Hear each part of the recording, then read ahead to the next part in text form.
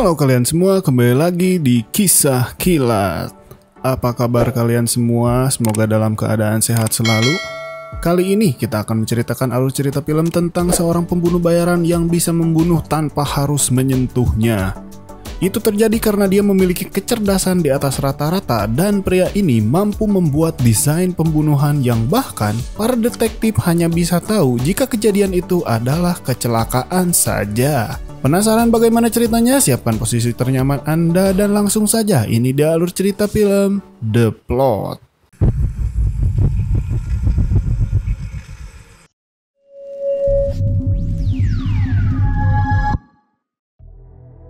Di awal film kita akan diperlihatkan sebuah kecelakaan lalu lintas yang terjadi yang mengubah hidup seorang pria bernama Yong. Sahabatnya yang bernama Jack menjadi korban dalam insiden tragis itu. Meskipun banyak yang menganggapnya sebagai kecelakaan biasa, Yong yang memiliki kecerdasan analitis tingkat tinggi merasa ada yang janggal dan ada sosok penyebab kejadian atas tewasnya Jack sahabatnya. Pagi itu saat kemacetan terjadi di tengah kota, terlihat seorang pengusaha terjebak dalam kemacetan tersebut dan semakin jengkel karena seorang kurir makanan hampir saja menyenggol mobilnya.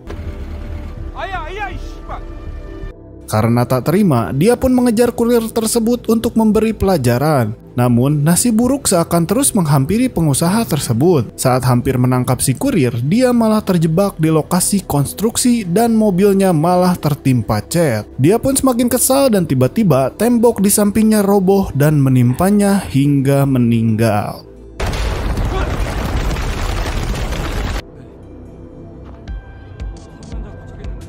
Ternyata di balik semua itu bukanlah kebetulan.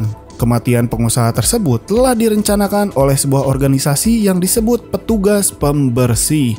Dan ternyata dipimpin oleh Yong. Yong ternyata adalah sosok yang bekerja dalam dunia gelap. Dia menggunakan kecerdasannya untuk merencanakan pembunuhan tanpa harus menyentuh targetnya. Yang tentu dengan skema yang rumit sehingga tewasnya target akan terlihat seperti kecelakaan malang yang menimpanya. Hari itu setelah menerima bayaran dari klien, dia memanggil para anak buahnya untuk berkumpul di markas. Di bawah pimpinan Yong, dia memiliki 3 orang anggota yang bernama Jongmen, si pengalih perhatian, kedua Chow, si ahli penyamaran, dan ketiga bernama Jackie, si pembuat strategi. Namun dalam pertemuan malam itu, Yong tampak gelisah terutama setelah membahas tentang kematian Jack. Dia khawatir ada organisasi pembersih lain yang mengincar nyawa mereka. Lalu saat Jackie mengantar pulang, 2 rekannya yang belum tahu siapa Jack bertanya kepada Jackie, kenapa Yong begitu mempermasalahkan kematian Jack ini? Lalu Jackie menjelaskan bahwa Yong dan Jack adalah pendiri organisasi mereka. Mereka telah bersahabat dari kecil dan bersama-sama tumbuh di dunia gelap.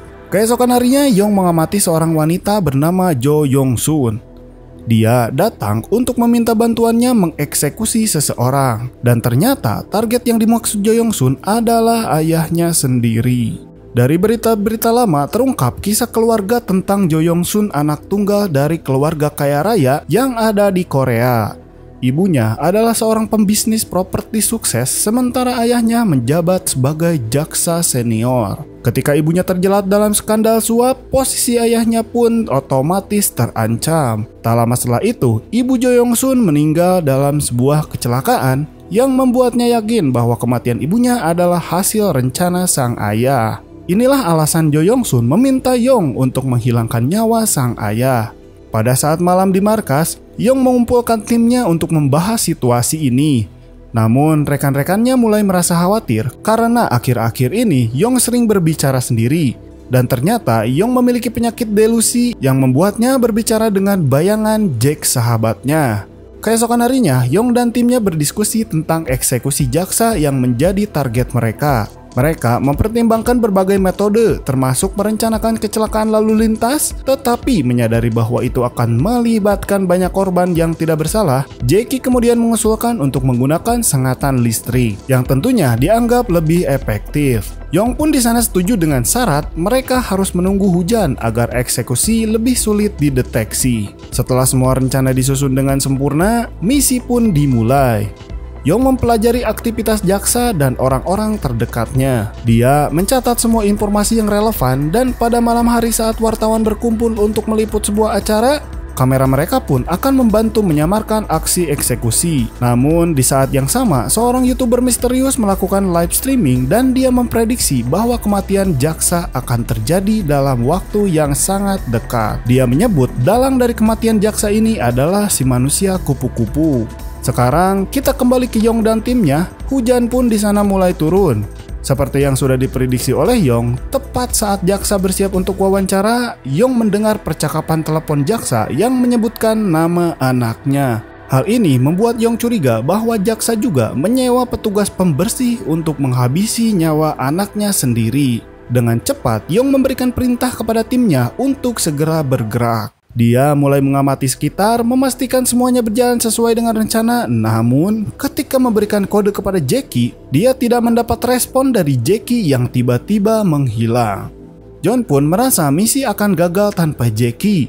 Lalu dia meminta Yong untuk segera menghentikan misi tersebut. Namun Yong tetap tenang dan meskipun tanpa Jackie, dia yakin rencana mereka tetap akan berhasil. Mereka memulai misi ini dengan John yang terus memotret jaksa dengan flash yang sangat terang.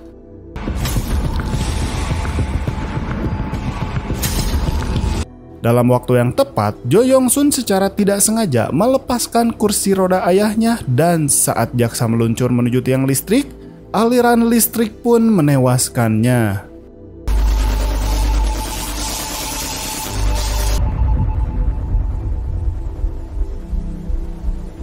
Misi pun berhasil dan semua menganggap kematian jaksa terlihat seperti kecelakaan, bukanlah pembunuhan.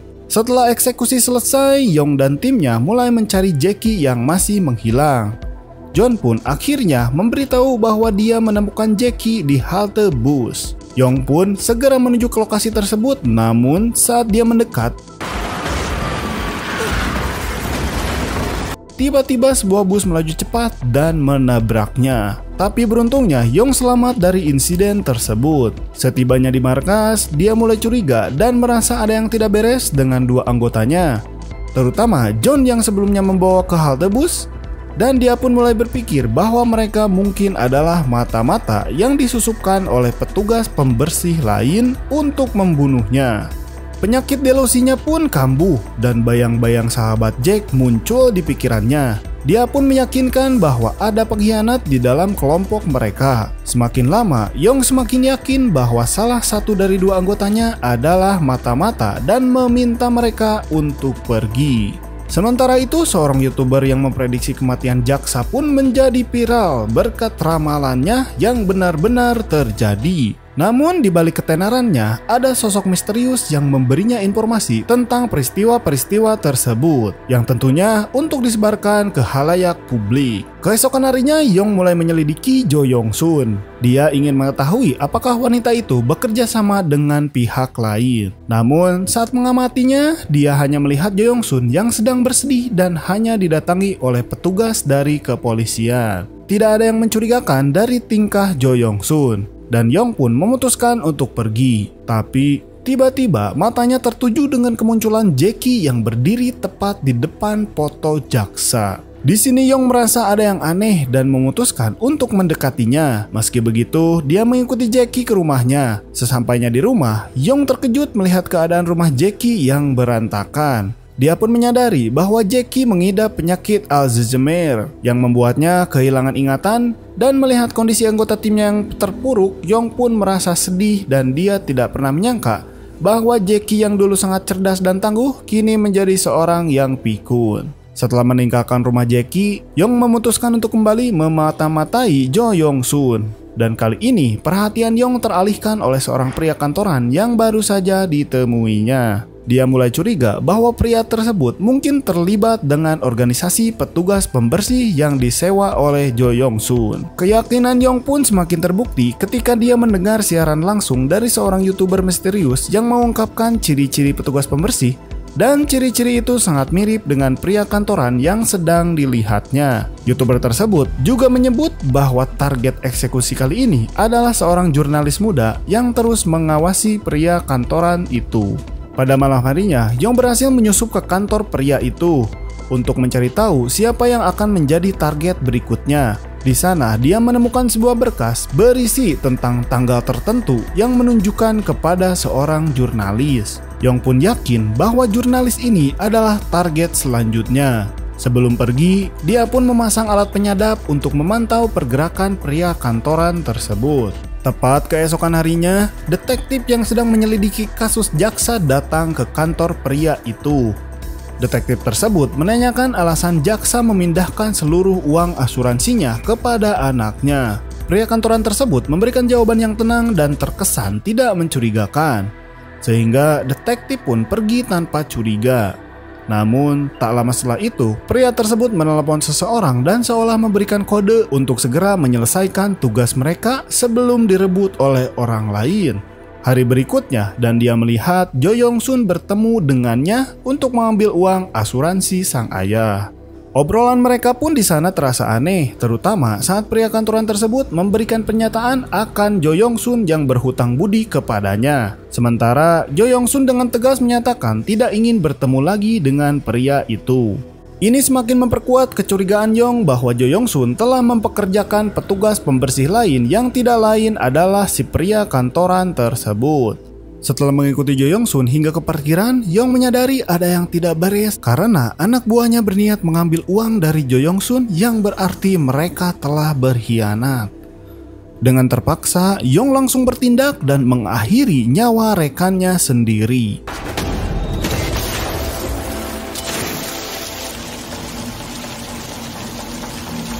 Ketika dia keluar dari gedung, dia malah melihat Jo Yong Sun tiba-tiba jatuh dari atap gedung dan tewas tepat di hadapannya. Namun, masalah tidak berhenti di situ. Ponselnya berdering dan suara Jackie pun terdengar panik. Dia memberitahukan bahwa dirinya dalam bahaya. Yong segera menuju rumah Jackie, tapi sesampainya di sana, dia sudah terlambat. Polisi sudah datang dan telah membawa mayat Jackie. Setelah itu, Yong pun pulang ke kontrakannya dan sudah banyak polisi yang menyelidiki lokasi sekitar. Saat masuk rumah, betapa terkejutnya dia ketika melihat rumahnya sudah berantakan. Barang-barang yang hilang dan bahkan catur kesayangannya pun telah dicuri.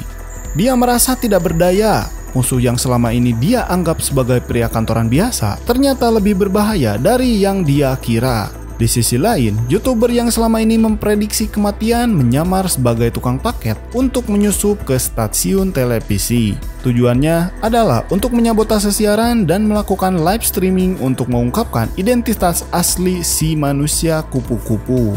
Setelah mengalami begitu banyak kehilangan, Yong memutuskan untuk menggunakan otak jeniusnya untuk balas dendam. Dia merencanakan pembunuhan terhadap pria kantoran di tengah keramaian kota.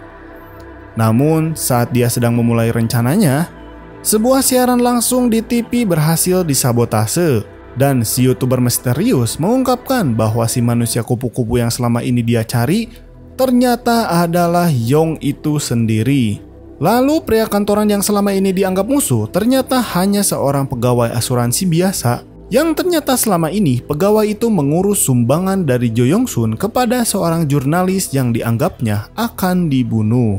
Dan akhirnya Yong pun menyadari bahwa semua yang terjadi selama ini termasuk pengkhianatan yang dia kira ada di dalam kelompoknya hanyalah hasil dari delusinya. Tidak ada pengkhianatan di antara timnya dan semua yang dilakukan justru menyebabkan kematian orang yang tidak bersalah.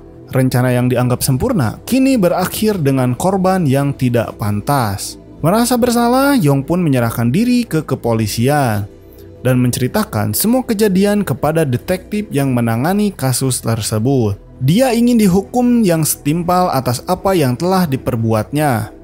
Namun, detektif itu mengatakan bahwa tanpa bukti yang jelas tidak ada yang bisa dia lakukan. Semua kasus kematian yang melibatkan Yong tidak bisa dibuktikan. Dan Yong tidak bisa dipenjara. Dia pun disarankan untuk pergi ke psikiater lalu film pun berakhir. Film pun ditutup dengan sebuah plot twist yang mengejutkan dari si detektif yang menangani kasus ini ternyata adalah anggota pembersih lain yang memang berencana menghancurkan kelompok Yong agar dia menjadi satu-satunya petugas pembersih dan film pun tamat. Begitulah alur cerita The Plot. Bagaimana menurut kalian? Silahkan tulis di kolom komentar. Jangan lupa tetap dukung terus Kisah Kilat dengan cara like, comment, share, dan subscribe-nya. Akhir kata, selamat pagi, siang, sore, malam, dan sampai jumpa.